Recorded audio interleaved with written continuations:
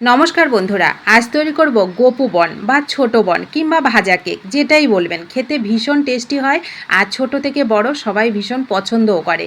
আর যার দাঁত আছে সেও খেতে পারবে, যার দাঁত নেই সেও খেতে পারবে।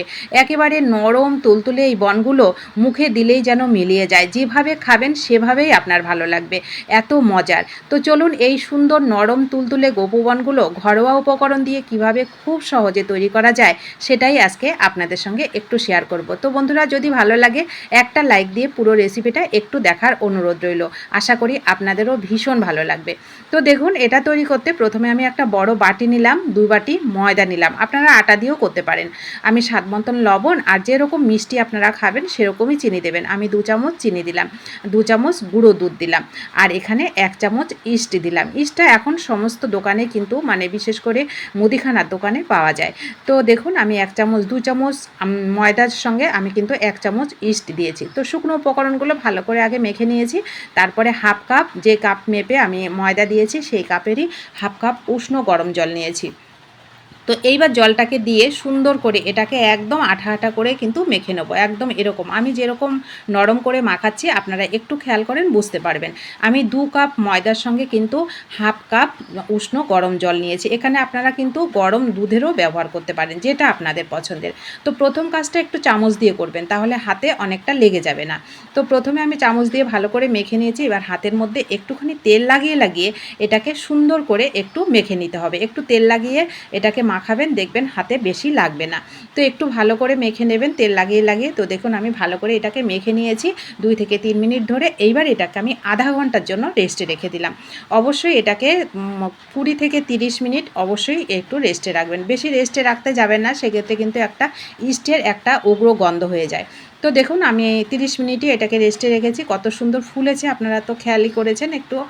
তো তারপরে আমি হাতের মধ্যে একটুখানি তেল লাগিয়ে নিয়েছি। তেল লাগিয়ে নিয়ে এটাকে সুন্দর করে আর একটু আলতো হাতে মেখে নিয়েছি। এখন আর বেশি মাখার দরকার পড়বে না, তো একটুখানি হাওয়াটা বের করে নিলেই হবে। তো হয়ে গেলে এইবার ছোট ছোট করে এইগুলোকে বানিয়ে নিতে হবে, ভেজে নিতে হবে। তার জন্য আমি গ্যাসটাকে অন করে তেলও বসিয়ে দিয়েছি। তো তেলটাকে বন্ধুরা একটু খেয়াল করবেন, আমি কিন্তু দেখুন একটু খেয়াল করুন, আমি কিন্তু গরম তেলে এগুলোকে দিচ্ছি না। তেলটা দিয়ে হালকা যখন একটু তেলটা গরম হয়েছে তখন এইগুলোকে আমি একটা একটা করে দিয়ে দেবো।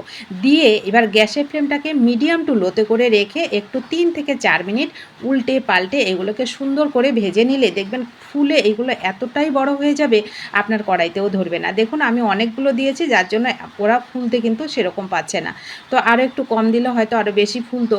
তো আমি দিয়ে দিয়েছি। তো দেখুন, একটু উল্টে পাল্টে তবুও কিন্তু অনেকটা ফুলেছে। একদম ভাজা কেকের মতন হয়, খেতে ভীষণ মজার হয় এই বনগুলো। তো দেখুন, প্রথমগুলো আমি ভেজে নিয়েছি, পরেরগুলো পরে যতটা ছিল অল্পই ছিল।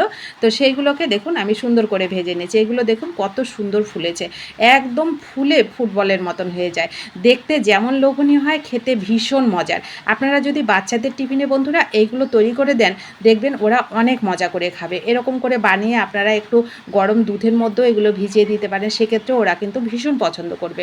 এই যে আমি ময়দা দিয়ে আর গুঁড়ো দুধ দিয়ে করেছি, আপনারা একটু কাজু আমন্ড সেগুলো গুঁড়ো করে এর মধ্যে দিয়েও কিন্তু বাচ্চাদের তৈরি করে দিতে পারেন।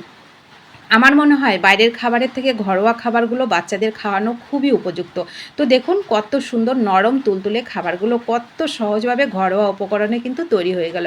একেবারে নরম তুলতুলে হয়, খেতে ভীষণ মজার হয় এই বনগুলো।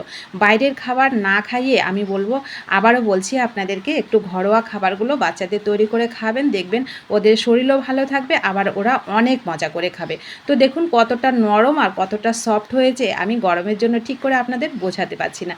তো দেখুন, আমি ধরতেই পাচ্ছি না, তবুও একটু দেখিয়ে দিচ্ছি কতটা নরম আর কতটা ফুলেছে এই বনগুলো। একেবারে কেকের মতন হয়, ভীষণ মজার এই কেকগুলো খেতে লাগে।